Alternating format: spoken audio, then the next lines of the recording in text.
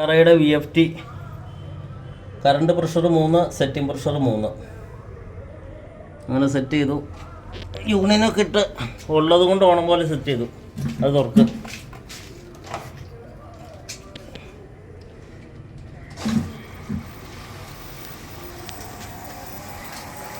അങ്ങനെ പതുക്കെ ഡ്രൈവായി. Current 9, 3 setting പ്രഷറും കറണ്ട് പ്രഷറും ഒരേ ലെവലിൽ വരുമ്പോൾ നിൽക്കും.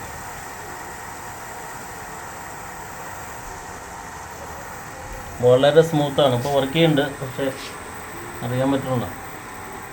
പതുക്കെ കറങ്ങി, പതുക്കെ സ്ലോ ആയി. അങ്ങനെ പതുക്കെ നിന്നില്ല, ഇപ്പോൾ നിൽക്കും.